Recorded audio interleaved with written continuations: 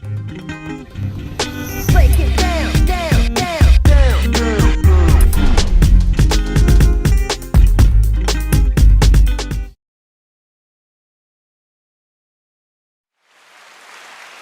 Hey, hey, hey.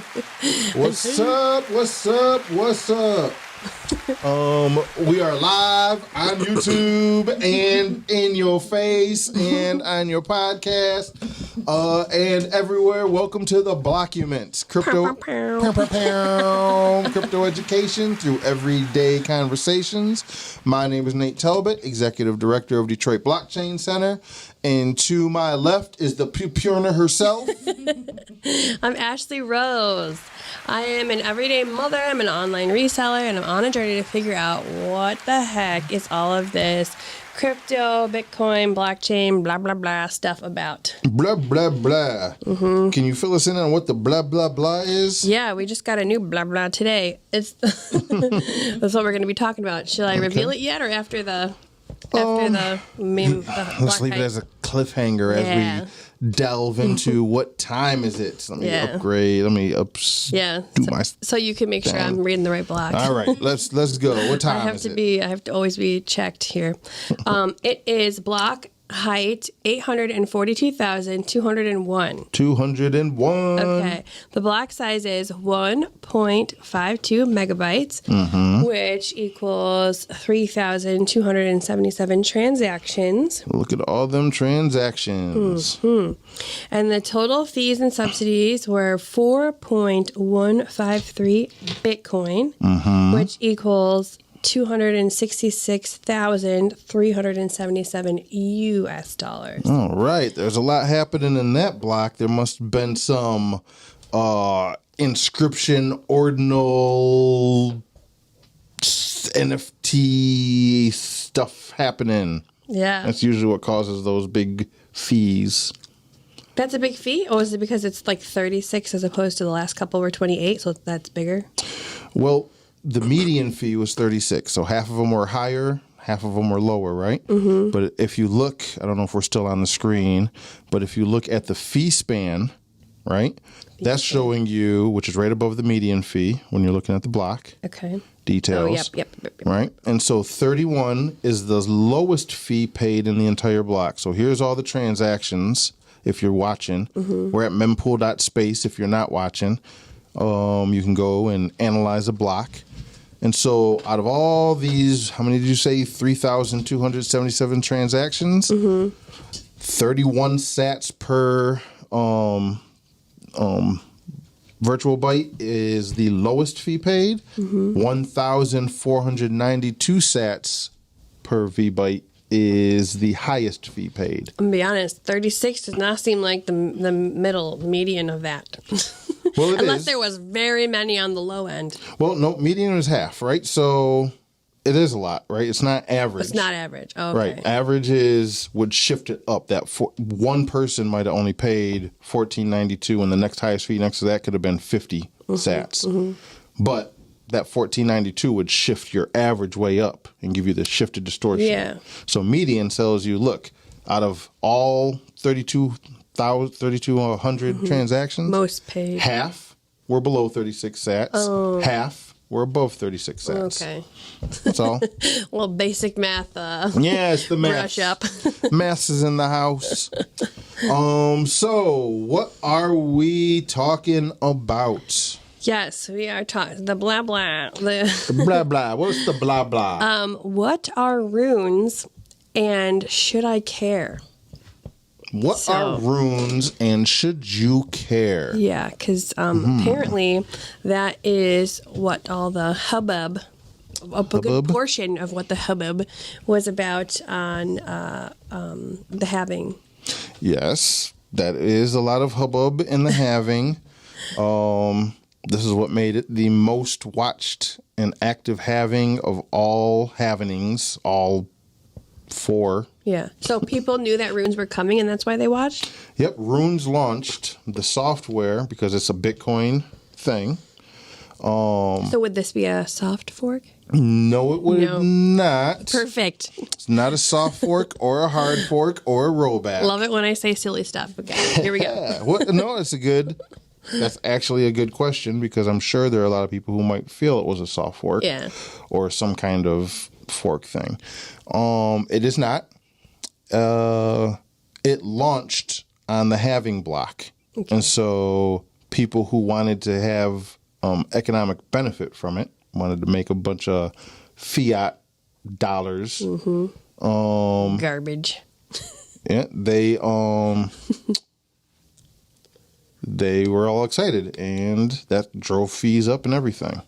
So 1,400 was like a cheap fee. 1,400 sats was a cheap fee at that point. Mm-hmm. Like I said, I think it was 3 or 4x that around the halving block. I think it got up to about 4,000 or 5,000 sats per byte. Should you care? Let me rephrase. Do you care? Or did you just want a podcast episode? Well, I saw how big the fees were, and so that's what prompted me to care. Aha, that's what prompted a lot of people, even those who don't care about runes, made them care. Yeah. All right, so we've done some episodes on ordinals and inscriptions before, right? Mm-hmm. So I'm not going to get too deep into all of that. Go back and check out whatever episode that is. I'll put a link to it in our notes when I get around to updating our notes.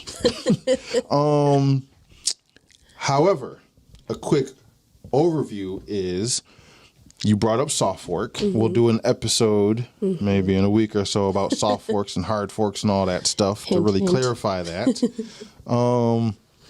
But the last major soft fork that happened to Bitcoin was called Taproot. Mm-hmm. Taproot was a combination of several different consensus level protocol changes, right? One of those being the Taproot thing itself. And what Taproot did was, it was just, I'm not going to get into Taproot because it's an episode about Taproot.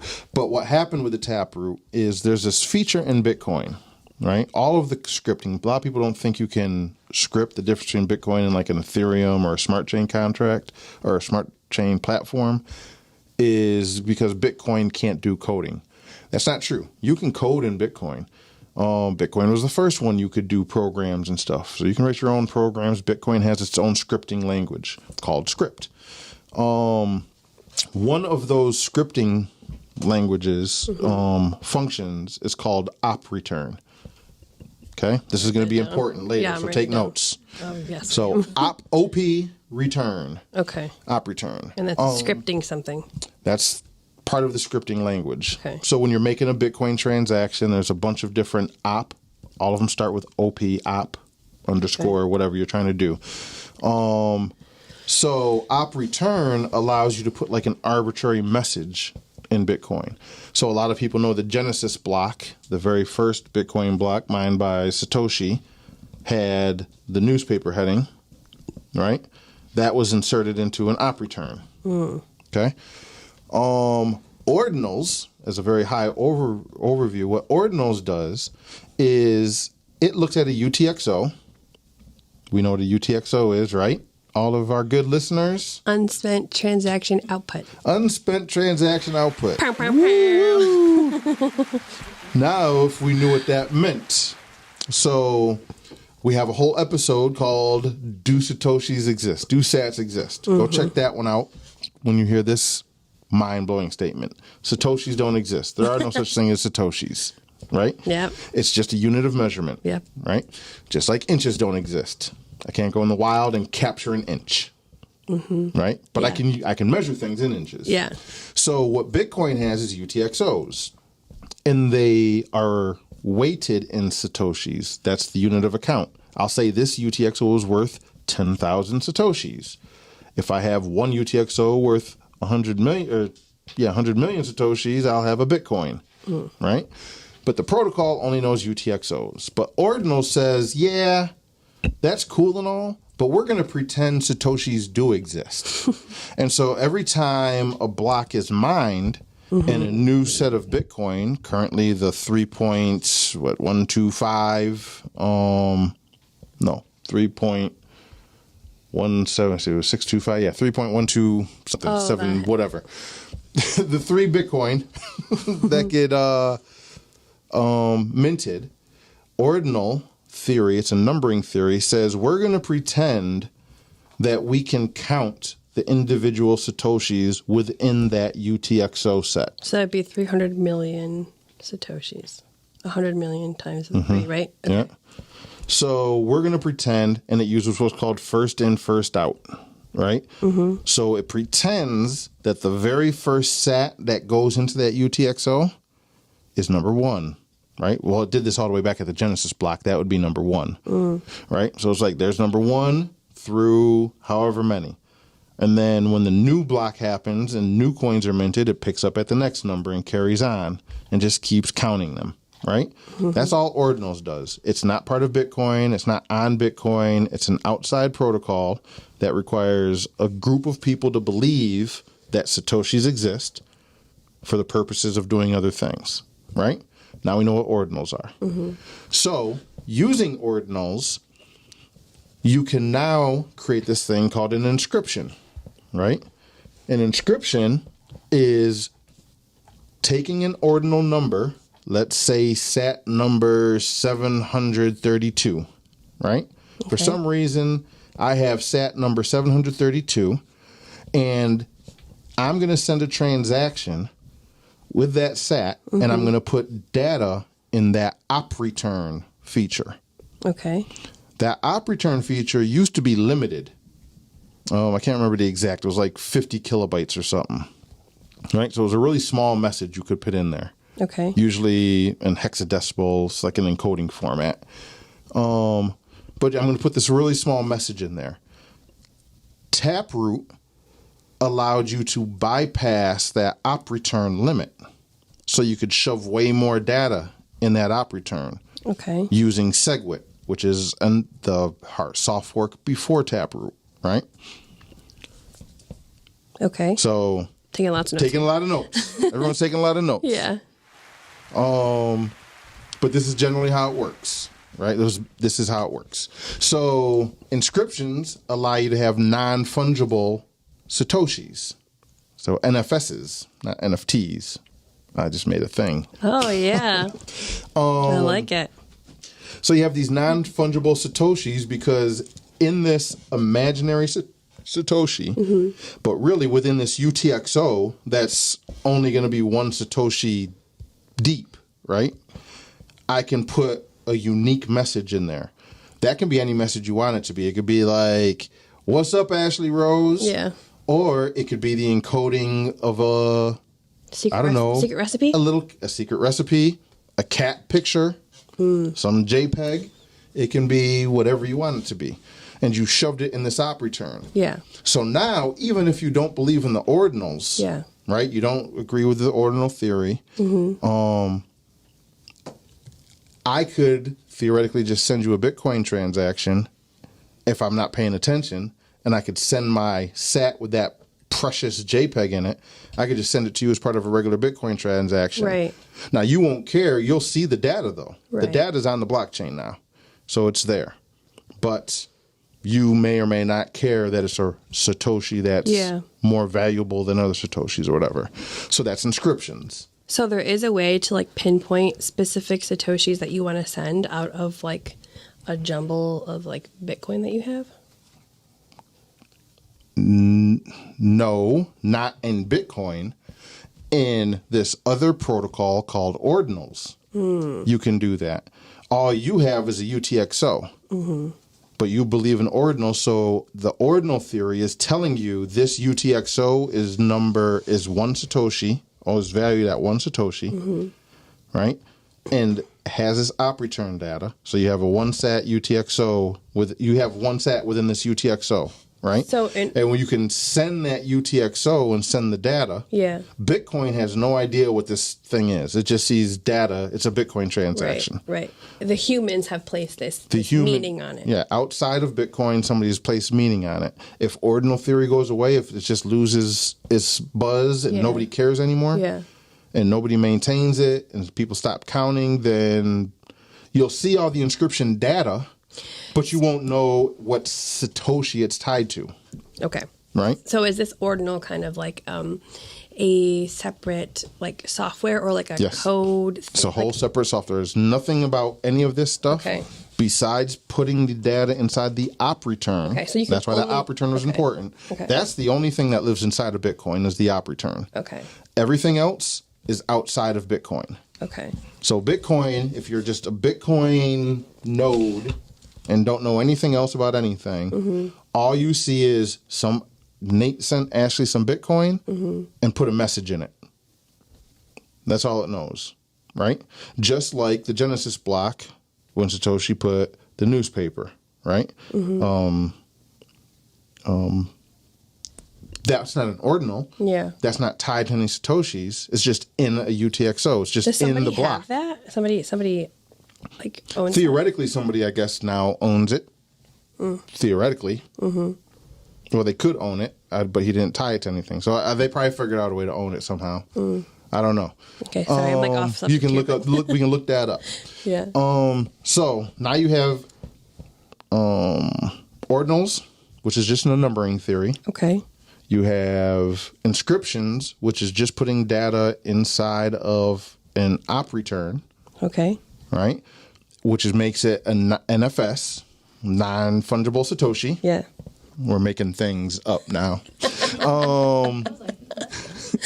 And people saw that and said, that's cool and all, but what if we could do like Ethereum does, right? Ethereum has ERC20 tokens. So Bitcoin, you have Satoshis, and you have these non-fungible Satoshis now, right? But we don't have ERC20 tokens.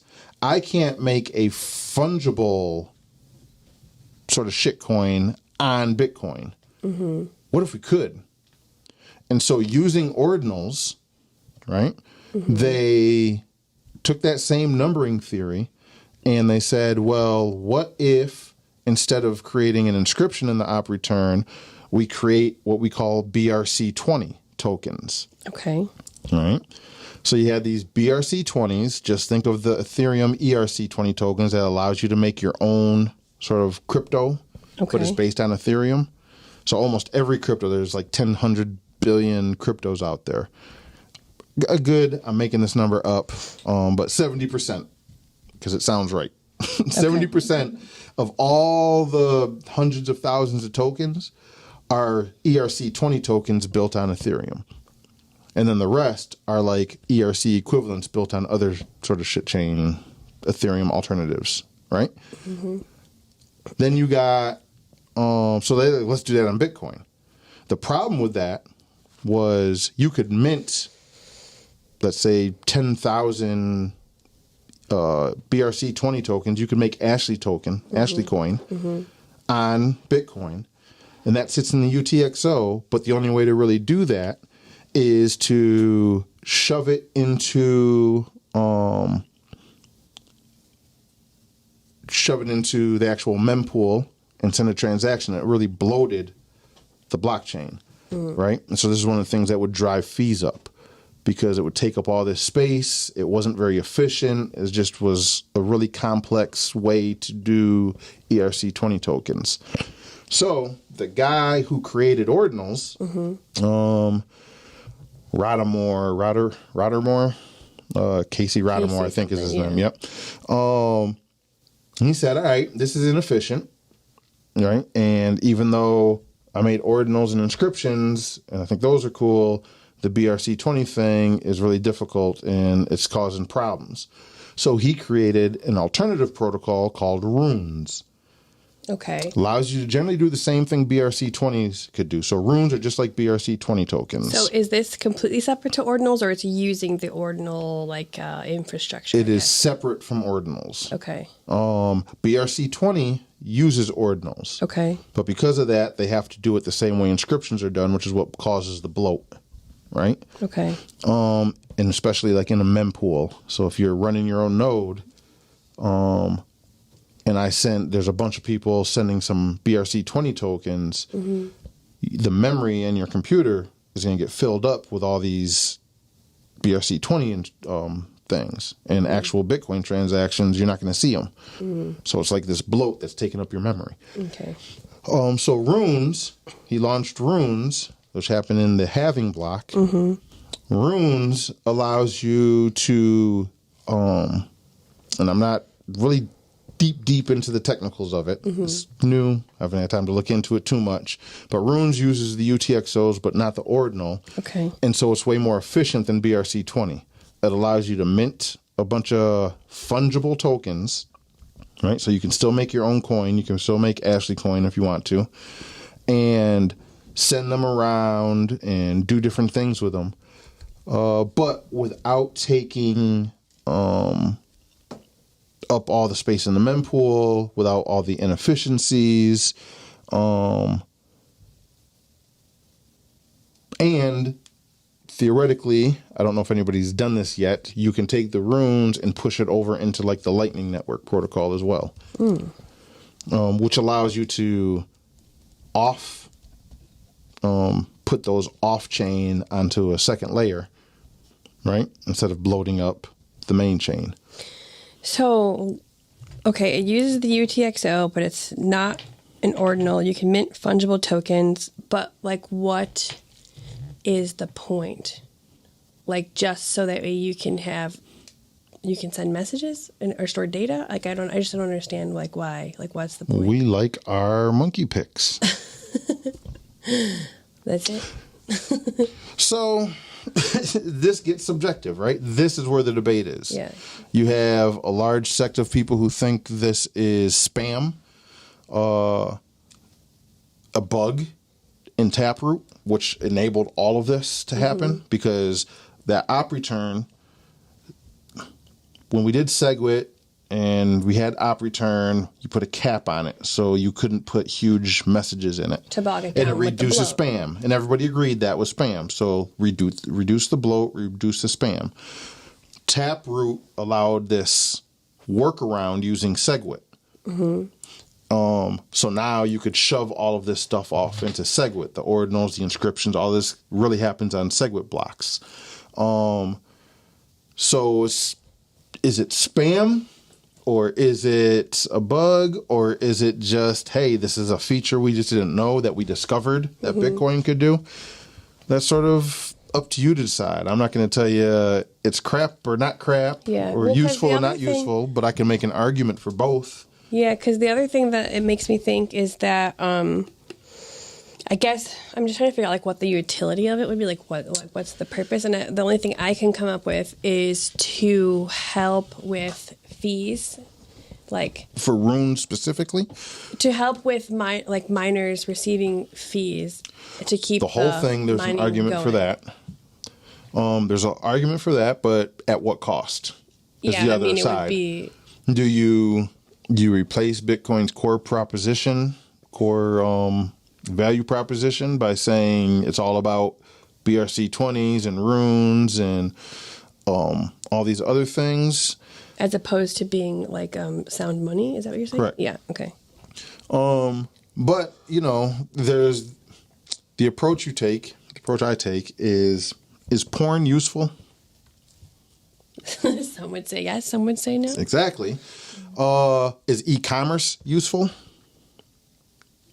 Again, it's. I mean, do you know anybody who thinks being able to send money over the internet is a bad thing? Even if you're talking about PayPal, most people like the idea of sending money and not having to hand you cash or use a credit card, right? Porn enabled e-commerce. There was no e-commerce. People wanted to see nudie pictures online, and people didn't want to provide those for free. Yeah. E-commerce was born. Yeah. It's literally how all of these things started. Look up the history of a company called CC Bill. CC Bill? I'm going to look it up. So CC Bill. You can make an argument the same thing. Like, are inscriptions or runes or BRC20s or any of this stuff? BRC20s, I think everybody agrees, even the people who made and used BRC20s, most of them would agree BRC20 is crap. Because it's it's just a complex, bloaty system. It's not how you would choose to do something. But if there's only one way to do it, you do it the sloppiest way possible. Runes came about to say, hey, you can still do all that BRC20 stuff in a more in a less sloppy manner, a cheaper manner, a manner that doesn't affect everybody else as much. Could this also be considered like an attack on Some Bitcoin consider it too? an attack. But like in it could be an attack in a positive way or a negative way, but like it's just testing the system kind of.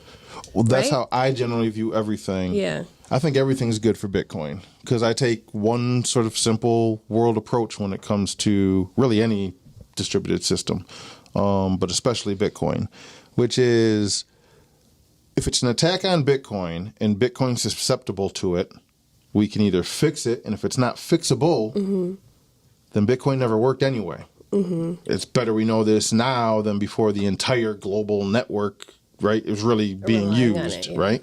And if it's not hurting Bitcoin, or we make a fix for it, Bitcoin's now better than it was right before this happened. Yeah. I have a strong belief. I'm sure everybody in this room has a lock on their front door, and everybody listening, excuse me, too much breakfast bourbon, had a lock on their front door. Yeah. Right? Yeah. How do you know that lock works? By testing it? That's the only way you know. But how do you test it? You push on the door? Somebody trying to break into your house is just going to jiggle the knob and push a little bit? No, they're going to kick the shit out of it. Yeah. Right? They're going to run up and barge into it. Yeah. They might grab a ramp. Yeah. You only know your locks work when they're tested. Yeah. Right? And if someone has a saw, you're out of business. Yeah, unless you got a steel door. Right? Yeah. So I feel the same way with any distributed protocol that's supposed to be decentralized and censorship resistant. You only know it's censorship resistant when somebody tries to censor it. Yeah. Did that work? Yeah. Well, I guess it wasn't censorship resistant. Yeah. Right? Yeah. You only know it's permissionless when somebody tries to add permission. Right? So to me, this has shown Bitcoin is truly permissionless because there's a lot of people who don't like, even, and it's not just maxis, right? The so-called maxi. I'm not a maxi. I shitcoin, right? But I think everyone does, whether they're out about it or they're secretive about it. most, I do know some true Bitcoin only people. Yeah, right. They're just not telling you. No, I don't. I believe them. I don't know, but I believe them. Okay. Either way. Well, I'm happy for you. Either way, I'm by no means personally a maxi. I don't like the concept of ordinals or runes or any of the stuff the way it's designed. I don't like any of the stuff. But I know there's a lot of people who hate it and want to stop it and can't. And what that shows me is Bitcoin's permissionless. Good for Bitcoin. Yeah. I've just kicked down that permission door. Yeah. And people are trying to shut off permissions and build filters and build. It's not working. Yeah. It's not working. Bitcoin's permissionless. Now, maybe when we talk about forks and stuff like that, we'll get into like rollbacks and consensus. But if it's consensus that everybody agrees this is a bad thing, or enough people agree it's a bad thing, we'll change the code. We enabled the code that allowed this stuff to happen. We can disable the code that allows this to happen. And can only that Casey guy do that, or can anybody do that? What Casey is doing, this is why I give the permissionless thing. Yeah. Like what he did or not, he did not touch Bitcoin. Basically, you can decide to use it or not use it. Yeah, but he didn't touch Bitcoin. He didn't try to push through some soft fork proposal. Yeah. Taproot wasn't his plan. It was like this secret evil backdoor into Bitcoin. He was like, oh, look, Taproot allows me to shove more data without having to worry about that op return limit now. If I create this whole separate protocol, I'm going to call it ordinals, and it can pretend that Satoshis exist inside of a UTXO. If people want to use this social protocol way over here that has nothing to do with Bitcoin directly, they can, and then they can play with Bitcoin. He didn't do anything wrong. Like what he does, don't like what he does. He did something that the Bitcoin protocol allows. You know what I'm saying? It's great in that view set. And again, if you don't like it, get consensus. So- Convince everybody it's not good, and then we can change the code without causing this huge hard fork. Yeah. So is this are runes basically only good for like sharing pictures and messages, like secret messages, or just like Oh, they're definitely not secret. You're on a public blockchain. Nothing you're going to do there is secret. Well, it's good to know. Let's get that out of the way. And in comparison, you have a protocol like Monero, which is privacy through obfuscation by design, right? Yeah. You can't do this on Monero because you can't. It's private. Yeah. You can't see the transactions happening, right? So, So could runes be a solution for real world assets? Well, this is the thing with runes, ERCs, BRC20, NFTs. This is why I brought up porn earlier. Oh, that's why you brought it up. Well, so historically, especially when it comes to technology, porn and video games, two things that even if you think they have some kind of usefulness, it's very limited in its use, right? Its usefulness, right? It can get your mind off of something. It can do whatever, but it's not as useful as, say, commerce that everybody was like, all right, you need this. But what they both did was they allowed new technologies and new use cases to develop, right? People wanted to share porn. E-commerce came about. Now we got e-commerce. Well, what else could I share besides porn? How about information? Yeah. Right? This is where the entire scheme comes from. So, same thing. NFTs, as we use them, nobody really cares about JPEG, monkey pics. Yeah. Right? But that's good because people lose them all the time. There was just a hack on Ethereum that could also happen with Bitcoin where they swap your wallet address. They take the first 5 characters and last 5 characters. So when you copy and paste, it looks like the same address if you're only checking that. And you lost. You can lose a lot. Yeah. But ultimately, you overspend on some monkey pictures. If you're spending $100,000, $50,000, $20,000, $2,000 on a JPEG, you know what I mean? Even if it is a mutable JPEG, right? Well, I'll even give you that. It's an immutable JPEG. If you're spending $2,000, you got $2,000 to burn. And if you didn't, you were going to lose that $2,000 anyway. In the casino, playing the lottery, whatever. So it builds up these use cases and attack vectors in a low cost environment. Cost meaning not price, but cost of nobody cares about the JPEG thing, really. You work out all the bugs there. Then if it works, let's take runes because that's what we're talking about. If runes on Bitcoin works and people can't stop it because it's really permissionless and you can't get consensus to fork to turn off the code that allowed them to happen through Taproot, then people playing with it, it's going to get battle tested. People are going to try to exploit it. You have this thing called MEV, right? Minor checkable variable. This is going to unlock a lot of that stuff. Yeah. These are all attack vectors, but eventually you're going to want to do hard money isn't all it takes, right? We've talked about this before. You need finance, the games you play with money. And if you want a Bitcoin-only world, you got to be able to do finance on Bitcoin. Yeah. We're going to learn how to do this possibly through some of this stuff, whether you like it or not. And if you master it, then if I can't even hack your JPEG, now it might be safe to put a house deed on there. There's other issues with using real world asset stuff, but now you can start having that conversation and security isn't part of the holdup. Well, because I was doing a tiny bit of research on these before we got in here, and somebody was saying that and I don't know if this is correct or not, this is just the internet speaking to me. Somebody was saying the NFTs are even not that secure because if that company that made the NFTs or that coin or whatever goes down, then you lose that NFT. The value prop. Yeah. And so runes, is it a company, which sounds like no, if you put something on there, would that be subject to like the same like risk factor, I guess, or No, it's on your use case. Again, low risk environment to test some of these things out.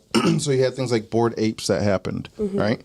And this, let's even go before Bored Apes and do the CryptoPunks, right?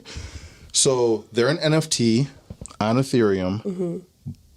The NFT is on Ethereum. A lot of people think Ethereum NFTs are all off chain. Like, you don't even have that. yeah, right? that's what this person No. I'm listening to was saying. Well, that's true. Most people do it because it's cheaper to do it that way. But like CryptoPunks Specifically. are on Ethereum. Okay. Like the JPEG is on Ethereum. It's not on some other server. A company, the people who issued it, they did sell. Right? They sold the company But to that the still Bored Ape exists, people.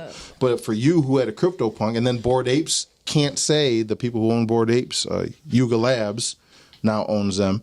Even if they said, we don't do CryptoPunks, we're stopping it, your CryptoPunk Still is exists. on chain. Yeah. It's not affected. There's no marketing company anymore. Yeah. But as long as you have a community, who cares? You don't Yeah. need the company. Versus Starbucks Yeah. putting an NFT out. Well, if Starbucks collapses, Your what is NFT. your? Oh, I got an NFT. What's that NFT do? Well, it gives me one free coffee a month. Cool, but if there's no Starbucks, there's no free coffee, is there? Yeah. This is a problem with real world assets. Same thing with real estate. Right? I can put my house deed on the blockchain using a rune Yeah. But if your house burns? or an inscription. But if you come along and squat in the house and take it, the blockchain isn't going to resolve that. Oh, because you need an I external force I still need people with guns to enforce. to enforce it. Okay. And so these are the things you have to consider. Now, it could help with record keeping if I live in the global south someplace and the government doesn't even have a good record of land ownership. You could implement a system like an NFT or BRC or one of these Yeah, and at but- least have a history, an immutable history of ownership. But I kind of, someone I guess might think that that it's done like that on purpose so that the government could take that land whenever they wanted to. Because again, it still has to be enforced whether you have a. Well, that's property rights, period. The concept of property rights is Yeah. a whole different show. But Okay. the entire concept of property rights is built on, there is no natural right to own property. The only thing you have a natural right to is the thoughts in your head, right? Because that's the only thing somebody can't rip out of you. They can Yet. physically restrain you. Yeah. Unless you go put one of the Elon chips in your brain. Yeah. But yeah, at this point in time, Yeah. it's the only thing that you have, the only property you have, true intellectual property that can't be forced out of you, it has to be given, even if they're bashing you in the kneecap, you still got to give them the whatever.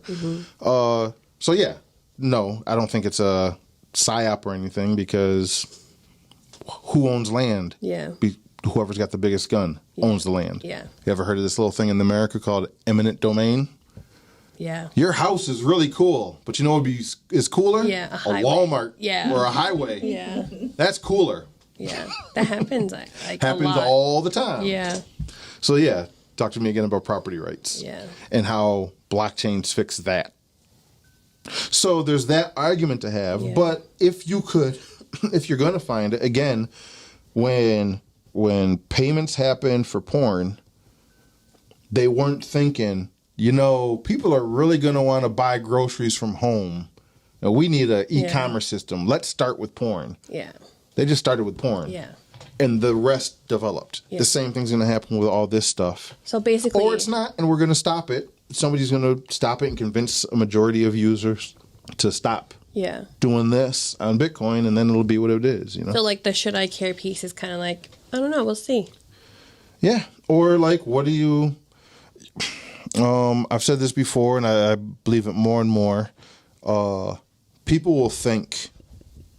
I'll walk around with like what I'm wearing now. I got a Bitcoin hat on, a big orange Bitcoin shirt on, like I'm Bitcoined out. Yeah. And if I'm out in public, when I'm out in public and somebody sees this, they lump me with every concept of a Bitcoiner they know of, Yeah. right? Which is usually some kind of crypto bro type thing, right? Yeah. What they don't know is go on crypto Twitter. Go anywhere there. Go on any Bitcoin space, Yeah. right? Any of them. Bitcoiners don't agree. Yeah. It's like saying you're an American, so you agree with all other Americans. Have you been to America? Have you been to U.S.? Yeah. Nah. Yeah. Democrats don't agree with Democrats. Republicans don't agree with Republicans. They definitely don't agree with each other. Libertarians are off on the side. Like, what the? Right? There's... WTF, mate. Yeah. Same thing with Bitcoin. There are people who started BRC, Ordinals, Casey, and everybody. We're still trying to who get it sort together. of pumped this. They all, before they did this, were considered Bitcoin maximalists. It wasn't until they did this, other Bitcoin maximalists said they're not Bitcoin maximalists anymore. Wow, rude. Now they're shitcoiners. But they're building stuff on Bitcoin. Yeah, they're just trying to like see what So, they can do with it. so should you care? Depends on your worldview. Yeah. Let us know, do you care? Yeah. And how can they let us know, do they care? Well, let me ask you first. Yeah. Should you care? Should you care? I care because I care to see what happens. Like, if you know, for fun or for, I guess just to see what happens. But yeah, I care. All right. I I don't. just care so much. I don't really care. I think it's interesting. And, you know, I care as much as it's either going to kill Bitcoin, which means Bitcoin wasn't going to work in the first place, or it's not, which means Bitcoin's working just as intended. Yeah. So, doesn't matter to me. Yeah. Doesn't matter to the audience. Thank you. Thank you. No, thank you. Thank you. Thank you. Oh, that's Thank not. you. That's not. All right. Thank you. Thank you. Thank you. Oh, thank you. Oh, keep it coming. Yeah, I always love that with the TV shows that you're watching them, but if you've ever been to a live studio, you see the applause sign. They're like, thank you, but the applause sign's still flashing. Yeah. They're like, no, stop. You see Still the sign, flashing. keep going. No, stop. Yeah. So should you care? Yeah. So how can they tell us, how can listeners or watchers and viewers tell us if they care? You can find us on Facebook at The Blockument. We're on Twitter/X at The Blockument, and TikTok and YouTube, and everywhere you can basically see something. Cool. All right. And we'll put some information on, I guess, Taproot and ordinals and inscriptions and runes and BRCs and ERCs. I think we still have to do a BRC 20 episode, or like I don't know if we need that or not, but. Well, I think this was the BRC 20 episode. Oh, perfect. Okay, perfect. So, yeah, unless everybody hits us up and like, no, we want more info. And then I'll go find somebody who knows way more than I do, and we'll do a show on BRC 20. Sweet. So, other than that, I guess we'll see you next time. Come for the riches. Stay for the revolution. Peace. Peace.